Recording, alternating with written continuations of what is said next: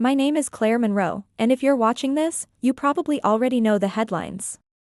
Young caretaker nearly mauled by rogue gorilla, that's what they called it. But they got it wrong. All of them. The truth is, if I'd really been in danger that day, I wouldn't be here to tell you about it. People say you shouldn't lock eyes with a predator. I did it every single day for 6 months, and it didn't kill me. It saved me. Or maybe, if I'm brave enough to admit it, he saved me. I'm not here to convince you that I'm some hero. I'm not. I was terrified.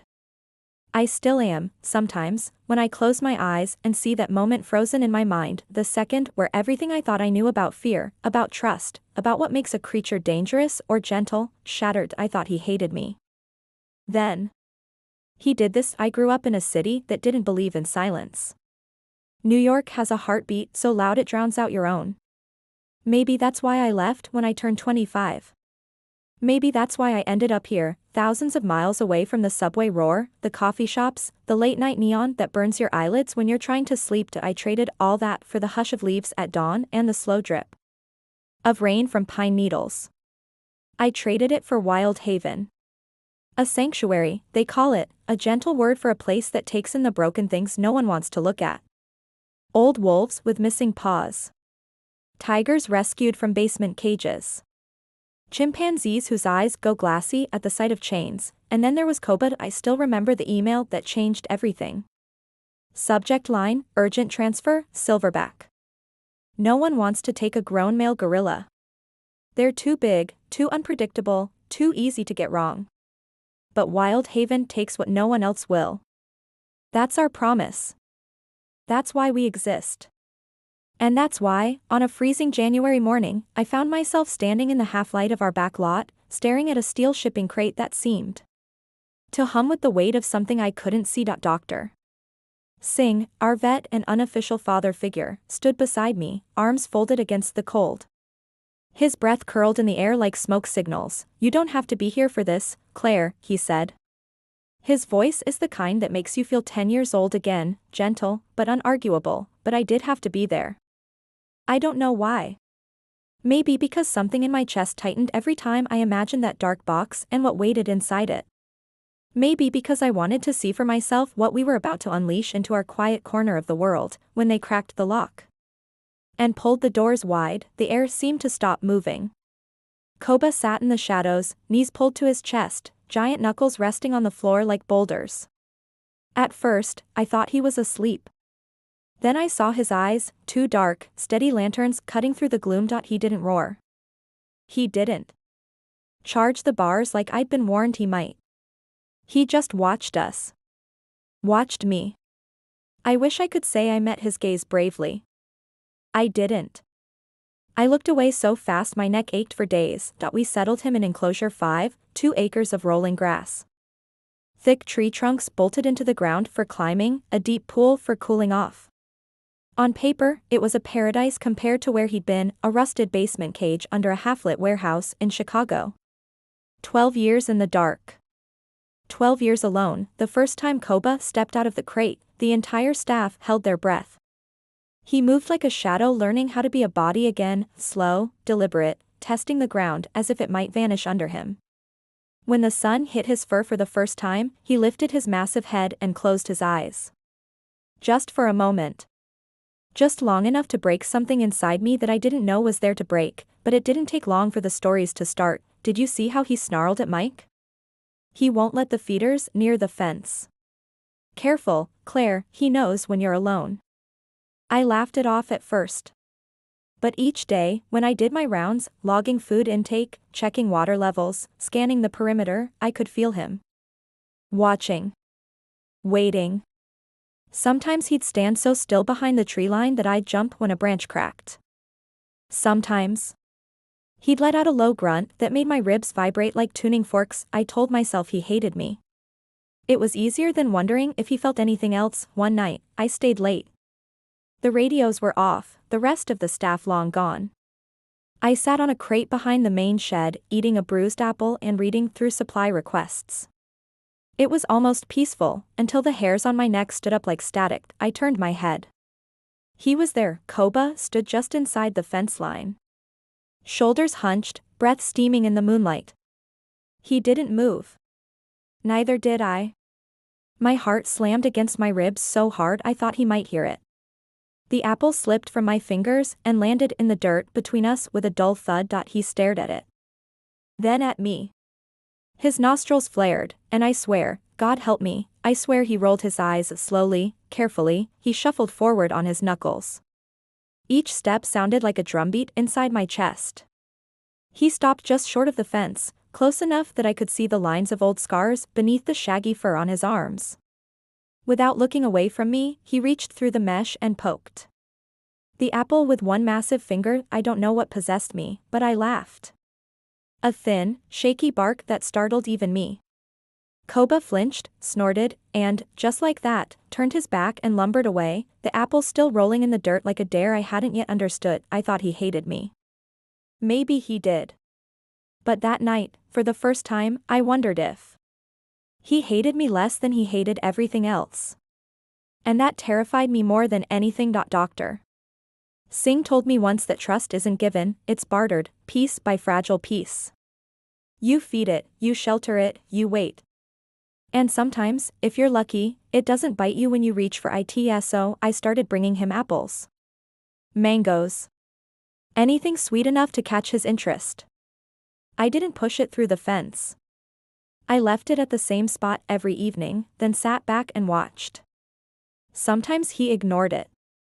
Sometimes he crushed it to pulp without eating a bite, his way, maybe, of reminding me who was really in charge here, but sometimes, only sometimes, he ate it while I sat there, close enough to hear the soft crunch of his teeth, the low rumble in his chest that sounded like the purr of an engine warming up. He never came closer than the fence. He never touched me.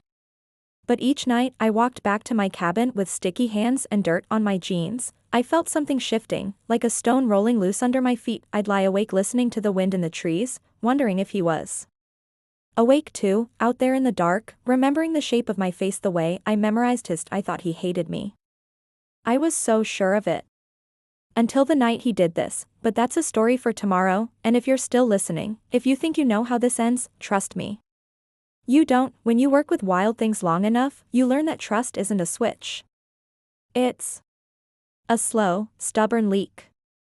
Drip by drip, you stand there with your empty cup and hope one day you'll have enough to drink. After the night of the apple, I started staying late more often.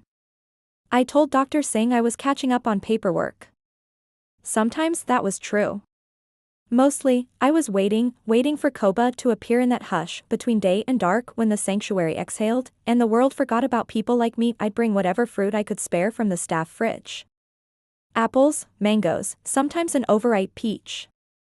I'd sit on the splintered bench near the fence, my knees pulled to my chest, pretending not to flinch every time I heard the underbrush crackle under his weight. He always came at the same time, when the sun slipped behind the pines and the shadows stretched long enough to swallow the steel fence between us. He'd stop 5 paces back, massive arms folded, head tilted like he was studying an insect that didn't know it was about to be squashed. Some nights, he ignored the fruit. He'd sit, wide-chested and silent, the faint pink of dusk brushing the silver along his back. He'd pick up a twig and twirl it between his fingers, big, blunt fingers that could crush bone, but instead snapped the stick into tiny splinters. He dropped one by one at his feet. Once, I whispered, "Is that supposed to be me?" The corner of his mouth twitched. Not quite a smile. Not quite nothing either. I told myself I was imagining it. The softness. The flicker of curiosity. You can't afford to humanize an animal like Koba, not if you want to stay safe. But it's a lie we tell ourselves, to make the distance feel smaller than it is. The staff noticed, of course. How could they not? "Claire, you shouldn't be out there alone," Mike warned me one morning while we stacked fresh straw in the rehab barn. He was older than me by a decade, with arms like railroad ties and a habit of chewing the inside of his cheek when he was nervous. "I'm not alone," I said, pretending to fuss with a bale that didn't need fussing. Not. He barked a laugh. "Yeah, you've got your 600-pound boyfriend for company." "It's not like that," I snapped. Too fast. Too sharp. He raised his hands in mock surrender. But I saw the worry settle behind his eyes like dusk behind the trees. Doctor Singh didn't say anything at first. But he watched me. He always did. One night, after he caught me smuggling a whole crate of peaches out back, he cornered me by the feed shed. You know how many scars I have from thinking I understood what they were feeling? He asked. I didn't answer. He held up his arm, sleeve pushed back to reveal a web of pale marks that crisscrossed like old maps. I know what you're trying to do, Claire. I admire it. But you can't love trust into existence. Not with him. Not with any of them. He doesn't hate me anymore, I said. It slipped out before I could stop it. Dr. Singh's eyes softened, but his mouth stayed hard. Maybe. Or maybe he hates you enough to let you close. That night, I almost didn't go. I lay on my bunk in the staff cabin, listening to the drip of rain against the tin roof. I pictured Koba sitting alone by the fence line, staring at the spot where I should have been, a single bruised peach waiting in the mud. By the time I grabbed my raincoat and slipped out, the sanctuary was silent except for the hiss of wet leaves brushing each other in the dark. My boots squelched in the mud as I made my way to enclosure 5. The flashlight beam bobbed ahead of me, catching the glint of the chain-link fence, the hollow shine of the feeding bins. That he was there. Of course he was. He sat cross-legged under the big oak tree near the far end of the enclosure. When my light hit his eyes, he didn't flinch. He didn't move at all.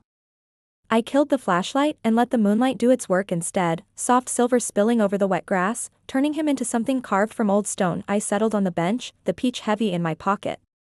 For a moment, I didn't move. Neither did he. I almost didn't come tonight, I said, voice low. I don't know why I spoke. Maybe because the rain made the world feel smaller. Maybe because silence felt too big to carry alone. Koba shifted. Not toward me. Not away. Just enough to let the branches above him drip onto his shoulders. The water slid off his fur in tiny rivers. He raised one massive hand and wiped the back of it across his brow, like a man brushing sweat from his eyes. I stood. My heart jackhammered in my throat, but I forced myself forward until I stood at the fence line. I held out the peach, palm up, rain pooling in the curve of my fingers. He watched my hand like it was a trap. Maybe it was. Maybe trust is always a kind of trap, one we build for ourselves, daring something bigger and wilder to step inside. Minutes passed. My arm ached. My feet sank half an inch into the muddy earth. Then he rose. Seeing Koba stand is like watching a thunderstorm lift off the ground. He moved on his knuckles, shoulders rolling like ocean swells, until he stood so close I could see the pink skin around his nostrils, the flecks of pale gray threading his chest. He didn't take the peach. Not at first. Instead, he lifted one enormous hand and pressed it, gently, impossibly gently, against the fence. His fingers hooked the wire, knuckles brushing the back of my wrist where the rain had turned my skin cold and raw. I swear I felt heat radiate through that thin barrier. A heartbeat that wasn't mine then, as if deciding something I couldn't begin to guess at. Koba leaned in and plucked the peach from my hand. His lips brushed my knuckles. Not an accident. Not a threat. Just contact, brief, electric, enough to root me to the spot. He backed away, peach cradled in one massive palm like a secret. He settled under the oak again, turned it once, twice, then bit in. The juice dripped down his chin in thick rivulets. He ate slowly, eyes flicking to me. Between bites, as if to check I was still there. I was. I couldn't have moved if I'd wanted to. When he finished, he placed the pit in the mud beside him. Not flung. Not tossed. Placed. A gift, maybe. Or a promise. After that night, the staff stopped asking questions. Maybe they knew the answers. Maybe they were just tired of telling me what I already knew, that one slip, one misunderstanding, and all my good intentions wouldn't be enough to keep me breathing, but I didn't care. I couldn't explain it, not to them, not even to myself. Every time I sat by that fence, the pieces of my life that never quite fit, my restless heart, my need to fix things too broken to fix, settled into something that felt almost whole. He watched me with eyes that never softened, but his hands did. His touch did. 1,000 pounds of power, choosing not to use it. Choosing, instead, to press his palm to the fence so lightly I could feel the quiver of the wire against my skin. Some nights, I'd talk. I'd tell him about my mother's old apartment on 2nd Avenue, about how the city kept me awake at night long after I left it behind.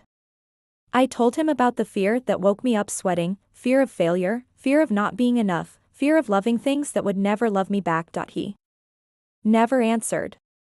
But sometimes he'd grunt, low and soft, like a stone rolling in the back of his throat. Sometimes he'd reach out and tap the fence twice, as if to say, I hear you. I don't understand, but I hear you. One night, just before dawn, I leaned my forehead against the cool wire, too tired to speak. My eyes fluttered shut. When I opened them again, his face was inches from mine, so close I could see the tiny flecks of gold hidden in the brown of his eyes. I should have pulled back. I didn't. I stayed. Then, with a rumble that vibrated through my bones, Koba did something I'd never seen him do for anyone. He pressed his forehead to the fence too, his massive skull resting so gently against the mesh that I felt the heat of him seep into my skin. I didn't move. He didn't move. For one breathless heartbeat, there was no fence. No sanctuary. No headlines waiting to call him a monster, or me a fool. There was only this, a woman and a gorilla, sharing the same trembling piece of night. I thought he hated me. But when he pressed his brow to mine through that fence, I knew he never hated me at all. Some nights, the rain here doesn't so much fall as it drags the whole sky down with it. I woke up that night to the sound of thunder cracking the world in half, one of those deep, rolling booms that makes you feel tiny, like the trees themselves are holding their breath. I should have stayed inside. I should have wrapped myself tighter in my scratchy blanket, pressed my pillow over my ears, and waited for the dawn like everyone else did. But my feet had a different plan, just like they always did. When it came to him, I didn't even bother with a raincoat this time.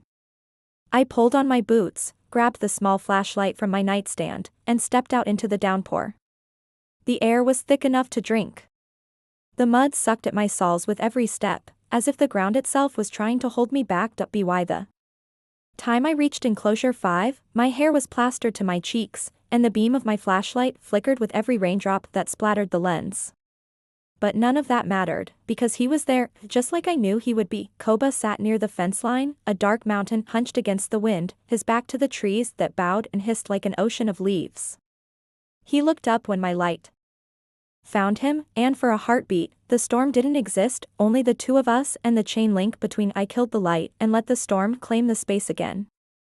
Lightning cracked somewhere far behind me, illuminating the silver streak along his spine like a blade drawn in the dark. I don't know why I spoke.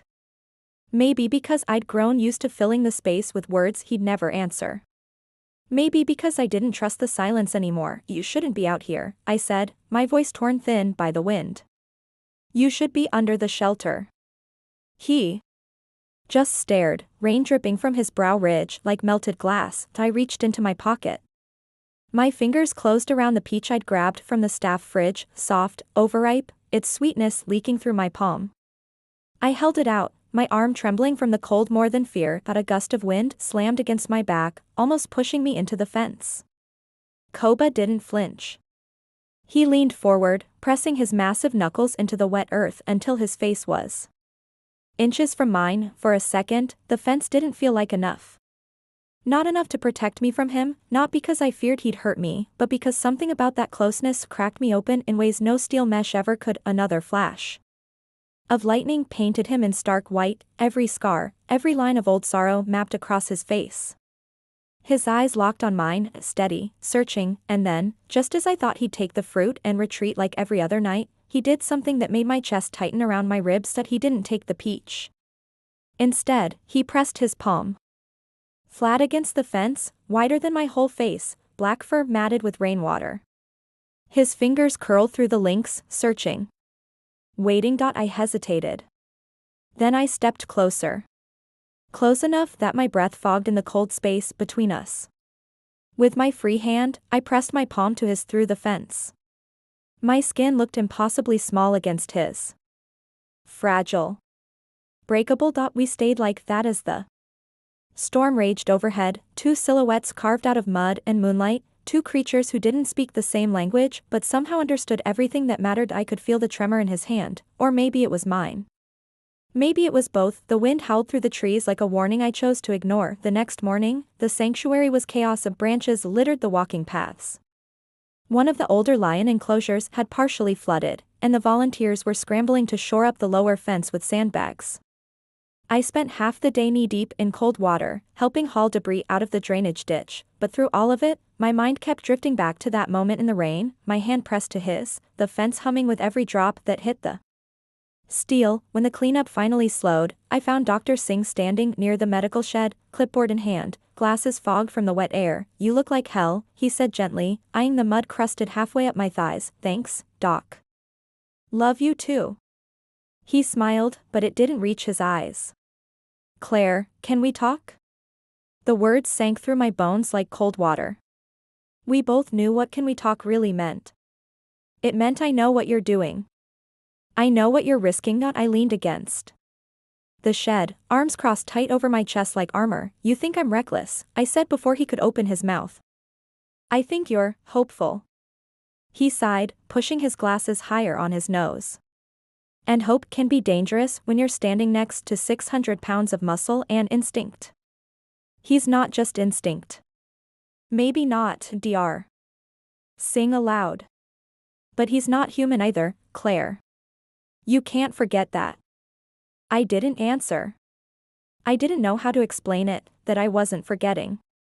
If anything, I was remembering something I'd buried in myself a long time ago, that sometimes, the wildest things in this world know how to be gentle when no one's watching. That night, the storm was gone, but the ground still bled water under my boots. The air smelled of broken branches and fresh earth, alive, raw. When I reached Koba's enclosure, I found him sitting at the far corner near the big oak, staring at something in the mud. As I got closer, I saw what it was, the peach pit from the night before, half buried in the dirt, as if he'd tried to plant it. I couldn't help the laugh that bubbled up, small, astonished. "Are you trying to grow a peach tree, big guy?" He didn't answer, of course. He just grunted, low and deep, then shifted his weight closer to the fence. The moonlight caught the fur along his shoulders, turning him into something caught between shadow and myth. I crouched down so we were eye level. The fence pressed against my knees, cold and wet. "You know," I said softly, "you're not supposed to be able to do this. You're supposed to be angry. Wild. Dangerous." He tilted his head, eyes narrowing slightly like he was studying a puzzle he hadn't solved yet. "But you're not, are you?" I whispered. "Or maybe you are, and you just choose not to be. Is that it?" For a long moment, he didn't move. Then, with a slow, deliberate motion, Koba reached through the fence again, not to grab, not to push. Just to touch. His knuckles brushed my wrist. Then he slid his fingers along the wire until they hooked around my hand, gentle but firm. The weight of his grip was an anchor, grounding me in the damp night air. I felt something warm slip behind my eyes. A sting. A thread of tears I didn't want him to see. "I don't know what you're trying to tell me," I said, my voice barely more than a tremor. "But I'm listening, okay? I'm here." He answered with a rumble, softer than before, almost like a purr that didn't belong to a creature his size. But we stayed like that until my legs ached from crouching, until the night thickened around us like a secret. My mind replayed the storm. Over and over, his hand, my hand, the fence that somehow wasn't enough to keep us apart anymore. When I finally stood to leave, he didn't follow. He stayed at the fence, watching me walk backward step by muddy step, as if making sure I didn't vanish into the trees. I wanted to tell him something that would explain why I kept coming back, why I needed him to keep coming back too. But the words tangled behind my teeth. So I just lifted my hand, palm out, fingers spread. He raised his massive arm and did the same, mirroring me through the dark, and for the first time, I didn't think of him as the monster in the headline. Or the shadow in the trees. He was just Koba, and maybe, just maybe, I was his. Some mornings, when the mist still clings low to the grass and the world hasn't quite woken up, the sanctuary feels like it's holding its breath. I used to love that hour, the hush before the first radio crackles, before the generators grumble alive and the smell of coffee leaks from the staff shed. But that morning, the quiet felt wrong. Too heavy. Like the air knew something I didn't. I'd barely pulled my boots on when my radio crackled to life. Mike's voice, tight and hushed, cut through the static. Claire? You up? You need to get to enclosure 5. Now. I didn't ask why. The way he said now was enough to slam a cold fist into my gut. I shoved the radio in my pocket and sprinted out the cabin door, heartbeat already drumming panic into my ribs. When I rounded the corner past the old storage barn, I saw them, 3 handlers clustered near Koba's fence, their flashlights bouncing off the wire. One of them was Mike, crouched low by the gate latch. Beside him, Dr. Singh stood stiff as stone, clipboard forgotten at his feet. Koba wasn't at the fence. He was pacing, huge, deliberate circles that kicked up wet clumps of dirt in his wake. Every few seconds he'd pause, plant his knuckles in the mud, and swing his head toward the gate, teeth bared in a silent snarl. He's agitated, Mike muttered when I skidded to a stop beside him. Won't eat, won't come near the feeding crate. Keeps lunging at the fence like he's testing it. I leaned in, my breath fogging in the cold dawn air. Did something happen? Mike didn't look at me. See for yourself. He shifted aside and I saw it, a gap at the base of the fence. Small. Maybe a foot wide where the steel mesh met the concrete slab beneath. The last storm must've loosened the bolts that pinned the wire down. To anyone else, it looked harmless. But to Koba, it was a question with only one answer. He could push through that if he wanted, I whispered. Mike nodded, jaw clenched tight. Yeah, and if he does, he won't, I said. Too fast. Too certain. Like if I spoke the fear out loud, it might root itself in the wet earth between us. Dr. Singh knelt beside the gap, fingertips brushing the frayed ends of wire. We can patch it. But someone needs to keep him calm while we work. He didn't say it, but his eyes found mine and stayed there. I felt the weight of that look settle between my shoulders. Claire, Mike started, but I was already moving. I stepped through the outer gate, careful not to slam it behind me. The inner fence loomed ahead, half swallowed by low mist curling off the muddy ground. Beyond it, Koba froze mid-pace when he saw me. His chest heaved once, twice. His nostrils flared. For a heartbeat, the whole world balanced on the stretch of wire between us. Hey, big guy, I called, my voice soft but steady. I forced my feet to keep moving, though my boots squelched with every step. He didn't charge. Didn't retreat. He just shifted his massive shoulders and planted himself square in front of the gap. As if daring me to come closer. Behind me, I heard the handlers moving, metal clinks, the whine of a drill warming up, hushed curses muffled by the fence.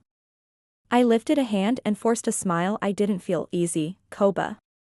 It's okay. I'm here. See? He huffed, a low rumble that vibrated the fence when his knuckles pressed against it. He lowered himself until his eyes were level with mine. There was no storm in them today, only something sharp and restless.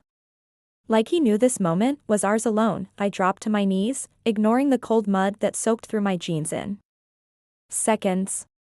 I pulled the peach from my pocket, soft, bruised, the last one from the crate I'd stashed for nights like this. He didn't move when I pressed it through the fence. Didn't sniff or reach. Just watched. Waiting. Koba, please, I murmured. My voice cracked on the last word. Don't do this. For a flicker of a second, his gaze shifted, past me, to the handlers hunched by the gap. His shoulders tensed. He shifted his weight, one massive hand sliding closer to the breach. I felt my pulse leap into my throat. If he pushed, just once, just enough to test that weak spot, the fence would buckle like wet cardboard.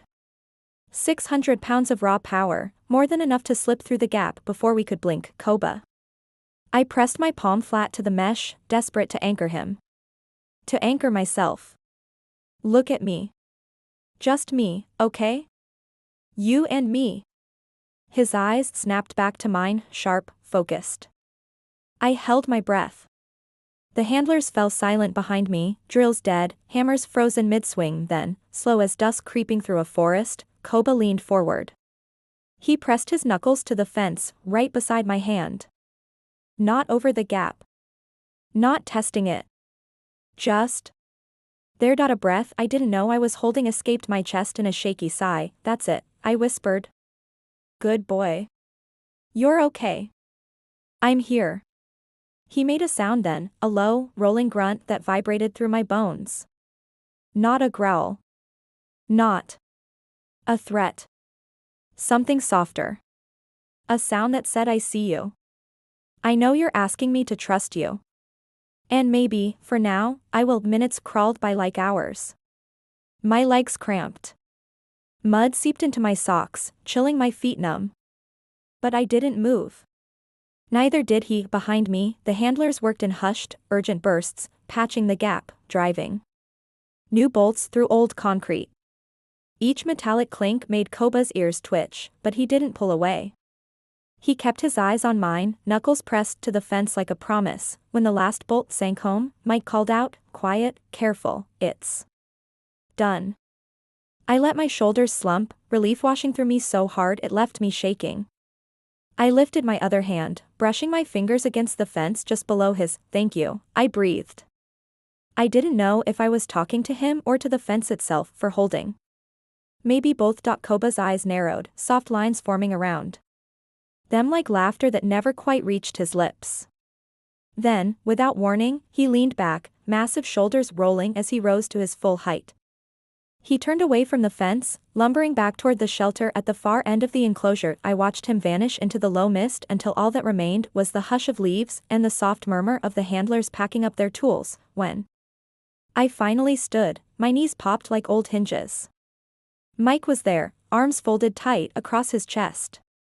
His face was a mix of relief and something harder, something that tasted like a warning I didn't want to swallow. You can't keep doing this, Claire, he said, voice low enough that the others wouldn't hear. One day he's not gonna choose you over the wild. One day, that fence won't hold. I wanted to tell him he was wrong. That Koba wasn't like that. That we'd built something stronger than steel and wire, but all I could do was nod, wiping mud from my palms onto my jeans. That night, back in my cabin, I sat on my narrow cot, staring at my hands, still tingling from where his had pressed against mine through the fence. The storm was gone, but its echo lingered in the ache behind my ribs. I thought about the gap, how small it had been, how easily it could have given him freedom. Or cost me everything. I thought about the way he'd chosen not to push. How he'd chosen me instead, and I wondered, terrified, breathless, how long before the day came when the wild inside him said no more fences. When the quiet trust we'd built, piece by fragile piece, would be tested by something no peach or whispered promise could hold back. I thought he hated me. Then he did this, stood down, stayed behind the fence because I asked him to, but even as sleep dragged me under, one truth hummed through my bones like distant thunder. Sometimes love isn't enough to keep the wild at bay, and sometimes, maybe it shouldn't be. When you work with animals like Koba long enough, you start to understand that freedom isn't just a place, it's a pulse. A hidden drumbeat that calls to them when the world grows too small. Some days I swear I could feel it beating in my own chest, like maybe we shared the same secret rhythm. Maybe that's why I didn't sleep the night after they fixed the breach. I lay on my narrow bunk, listening to the wind scratch the cabin walls, replaying every heartbeat of that dawn. Koba's eyes locked on mine, his knuckles pressed so gently to the fence. And that gap. That single, breath-wide invitation to a world without steel or schedules or hands telling him stay. What scared me most wasn't that he might break through next time. It was that if he did, I didn't know if I'd stop him. Morning came cold and too bright.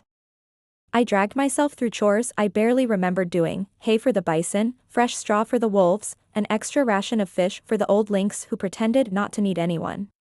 Each step felt like walking in someone else's boots, like my body was moving without asking permission from my mind. When I reached enclosure 5, I found Mike waiting at the gate. He stood with his back to me, arms folded tight. I didn't have to see his face to feel the edge in the air. He's not eating, Mike said when I stopped beside him. I peered through the fence. There, beneath the big oak that had become Koba's throne, he sat, massive shoulders hunched, head bowed over a pile of untouched fruit. The morning sun painted him in gold and shadows. A king without a crown. Or maybe a king waiting to take it back. He's fine, I murmured, but my voice cracked halfway through. He's just unsettled. Unsettled animals break things, Claire, Mike snapped, turning to face me. His eyes were raw with sleepless worry. And sometimes people. I felt the words hit the softest parts of me. I wanted to argue. To tell him he was wrong. But I couldn't. Because buried under my ribs, something cold and guilty whispered. What if he's right? Dr. Singh called a meeting that afternoon in the drafty staff cabin that doubled as our break room. The entire team crammed inside, boots muddy, shoulders stiff. I sat near the back, picking at a splinter on the table's edge while Dr. Singh spoke in that careful, steady voice that made bad news feel almost polite. Koba's stress is escalating, he said, eyes flicking to me once, sharp as a blade but soft enough that I felt my chest ache. We can't risk another breach. If he pushes the fence, or worse, a gate, someone could get hurt. He didn't say you, but we all heard it, Mike spoke up first. So we sedate him. Reinforce the enclosure properly this time. A few handlers nodded, relief flickering in their faces. Concrete. Steel. Tranquilizers. Easy solutions for something that had never been easy, but I knew what sedation meant for Koba. It wasn't just sleep.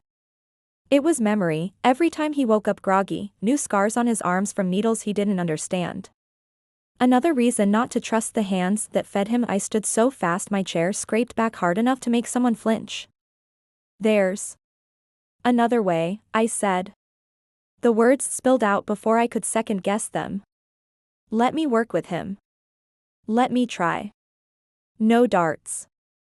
No chains. Just time. Silence. Mike stared at the floor like he wished it would swallow us both. Dr. Singh studied me with that sad, tired patience that felt worse than any shouted argument. Claire, he said gently, time is the one thing we don't have. I opened my mouth to fight back. But then I thought of Koba's eyes the night of the storm. The breach. The choice he made to stay behind the fence when he could have left. That choice wasn't mine. It was his, and suddenly, I realized, maybe the question wasn't whether I could keep him here, maybe it was whether I should. I didn't sleep that night either. Instead, I sat cross-legged on my bunk, listening to the distant hum of the forest. No storms this time. Just the hush of wind moving through old pines, the soft patter of leaves settling where they belonged. When the first threads of dawn bled through my window, I knew what I had to do. I found him at sunrise, exactly where I knew he'd be, under the big oak, shoulders hunched, eyes half closed against the pale light. He looked older than I'd ever seen him. Worn. But when I stepped to the fence, his eyes snapped open, alive with that wild spark I'd grown to crave. Hey, I called softly, fingers curling through the cold mesh. You hungry today? He didn't grunt. Didn't reach for the fruit I'd brought. He just pressed forward, so close his breath fogged through the fence and touched my wrist. I could hear the team behind me, someone shifting by the gate, a radio crackling low with Mike's voice asking for an update. I blocked it all out. It's okay, I whispered, pressing my forehead to the steel. I know. I know what you want. Maybe I was imagining it, but I swear his shoulders relaxed when I said it, like he'd been waiting for permission to want the thing he was never supposed to have, of freedom. I slipped away before the others noticed. Walked the perimeter until I found the spot where the fence had buckled before. The new bolts gleamed bright against old wire. Strong enough for now. But I knew a secret the others didn't, that there's no fence strong enough when the wild finally remembers who it is. I knelt in the mud, my heart pounding so loud I could taste it. My hands worked fast, pulling at the fresh bolts until my nails cracked, the metal biting into my palms. One by one, I loosened them, just enough that a good push would give Koba the choice I couldn't make for him. When it was done, I pressed my palm to the steel, cold and slick with morning dew. Go, I thought. If you want it, go. When I returned to the gate, Mike shot me a look that carved something deep into my ribs. But I didn't flinch. I didn't speak. I just lifted my chin and let him see what he needed to see, a girl who'd run out of arguments and was ready to stand where the pieces fell. That night, I sat on the same old bench I'd used 100 times before. This time, I didn't bring peaches or soft words. Just me. Just him.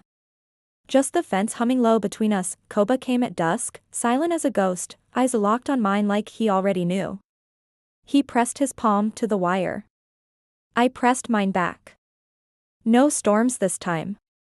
Just the quiet truth hanging between us. You don't owe me anything, I whispered. Not this place. Not your trust. Not your staying. His fingers hooked through the mesh, curling tight enough that the fence creaked under the weight of his choice. I stepped back, slow, careful. And for the first time, I didn't look away when I turned to go. I didn't have to. Behind me, in the hush of the trees, I heard the faint groan of steel surrendering.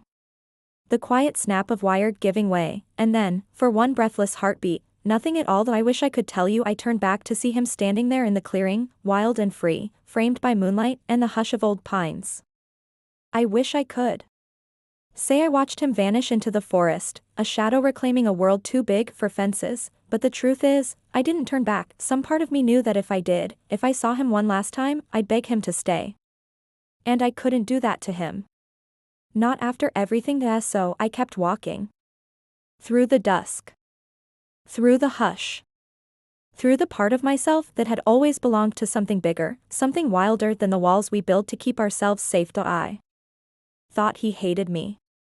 Then he showed me he didn't, and in the end, when the fence finally fell away, he gave me the only thing that mattered. He let me choose to let him go.